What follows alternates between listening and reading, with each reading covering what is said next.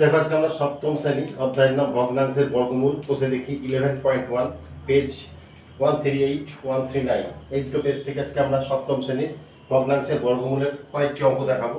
আশা করবো সপ্তম শ্রেণীর প্রত্যেকে মনোযোগ সহকারে দেখতে থাকবে। তাই প্রথমে 3 নম্বর প্রশ্ন, আমরা প্রশ্নটা দেখতে পাচ্ছি 121/169 এর বর্গমূলকে কত দিয়ে গুণ করলে গুণফল 1 হবে। দেখো এই ক্ষেত্রে এরকম ধরনের অঙ্ক দেওয়া থাকলে তোমরা সবাই জানো যে এই 1 যেটা আমরা এখানে গুণফল পেয়েছি সেটাকে আমরা বর্গ করব। দেখো এখানে আমরা লিখে নিয়েছি 1 এর বর্গ মানে 1 এর স্কয়ার, তাহলে 1 এর বর্গ 1ই হয়, আমরা জানি, তোমরা অবশ্যই জানো এটা। এবার এখানে যে ভগ্নাংশটা আমরা দেখতে পাচ্ছি সেই ভগ্নাংশটাকে বর্গমূল করব। দেখো সেটা লেখা আছে বর্গমূল চিহ্নের ভিতরে। এবার সমান দিয়ে আমরা এটা মুখোমুখি বর্গমূল করে নিচ্ছি। খুব সহজ সংখ্যা, 121 মানে 11 গুণ 11, 11 স্কয়ার মানে 121, আর 169 13 স্কয়ার 13 গুণ 13, এইভাবে। এটা খুব সহজ বলে আমরা রাত দেখাইনি, তোমরা অবশ্যই করে নিতে পারবে বর্গমূলটা।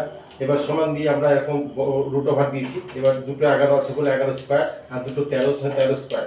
এবার এই বর্গমূলটা তোলার জন্য আমরা একটা 11 একটা 13 পেয়ে গেছি, 11/13 দেখতে পাচ্ছ। এবার আমরা উত্তরে আসবো, বলেছে কত দিয়ে গুণ করলে, সেই জন্য আমরা নির্ণয় সংখ্যা বলে লিখবো।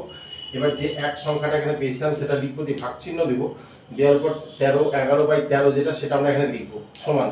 এবার 1 লিখবো, ভাগটাকে গুণ দিয়ে উল্টাবো, গুণ দেওয়া হল থাকো। এবার 13টা উপরে যাবে, 11 নিচে, 13/11। এবার এটা আমরা গুণ করে নেবো 1 এর সঙ্গে 13কে, তাহলে 13 হয়ে যাবে, নিচে 11। এটাই অ্যান্সার হিসাবে তোমরা দেখাতে পারো। কত দিয়ে গুণ করলে বলেছে সেই সংখ্যাটা আমরা, সেই ভগ্নাংশটা এখানে তোমাদের দেখিয়ে দিলাম যে 13/11। এটাকে আমরা পূর্ণ করে নিয়েছি, তোমরা পূর্ণ না করলেও হবে, পূর্ণ করে নিলে হয়ে যাবে 1 পূর্ণ 2 এর 11। এবারে চলে আসবো আমরা 5 নম্বর প্রশ্ন। দেখো দেওয়া আছে কোন ভগ্নাংশকে সেই ভগ্নাংশ দিয়ে গুণ করলে গুণফল 6 পূর্ণ 145 এর 256 হবে।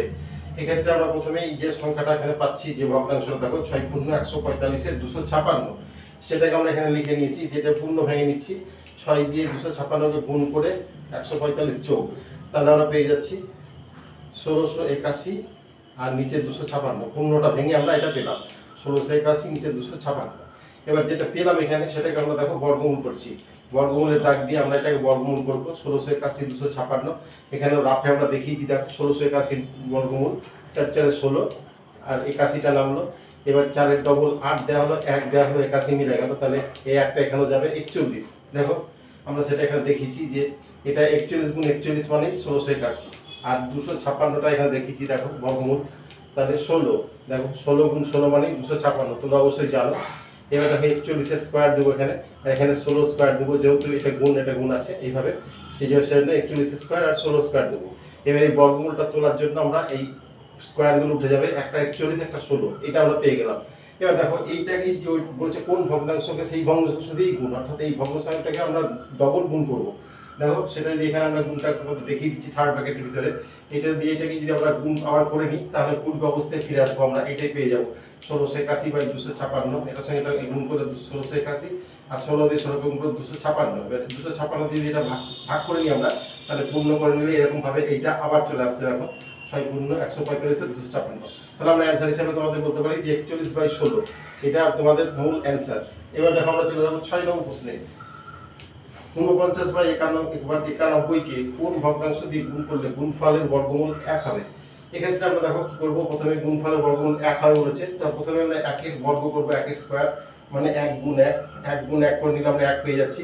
এবার দেখো এখানে এটা ভাগ করে দেবো, 1 ভাগ যেটা এখানে দেখতে পাচ্ছি আমরা সেটা 49/91 সমান দিয়ে আমরা লিখবো 1 গুণ এটাকে উল্টে দেবো 91/49, তাহলে সমান 1 দিয়ে 91কে গুণ করলে 91 হয়ে যাবে, নিচে 49 হয়ে যাবে। এটাকে তোমরা রেখাও দিতে পারো, আমরা এটা পূর্ণ ভেঙে নিচ্ছি, তাহলে 1 পূর্ণ 42 এর 49, এইভাবে তোমাদের অ্যান্সারটা আমরা দেখিয়ে দিলাম। এবার সর্বশেষ প্রশ্ন 7 নম্বর। দেখো এটা আমরা দেখাচ্ছি 35 এর 42কে কোন ভগ্নাংশ দিয়ে গুণ করলে গুণফলের বর্গমূল 2 হবে। এর আগে বলেছিল 1 হবে, 1 এর বর্গ করেছিলাম, এই ক্ষেত্রে 2 বলা হয়েছে, তাই দেখো 2 এর বর্গ আমরা করে দিচ্ছি, তাহলে 2 গুণ 2 মানে 4 হয়ে গেল।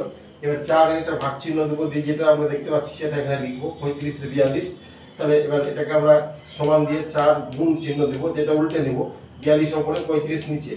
এবার 4 দিয়ে 42 গুণ করে 168 নিচে 35 দিয়ে যদি এটা ভাগ করে নিই আমরা, তাহলে প্রথমে কাটাকাটি করে নাও 7 দিয়ে, 7 5 7 35, আর 7 দিয়ে এটা কাটলে হচ্ছে 24, 24 এর 5। দেখো 7 দিয়ে যদি উভয় পক্ষকে আমরা লবকে ভাগ করে নিই, তাহলে 24 এর 5 হয়ে যাচ্ছে। 5 দিয়ে 24কে ভাগ করলে আমরা পূর্ণ করে নেব, 4 পূর্ণ 4 এর 5।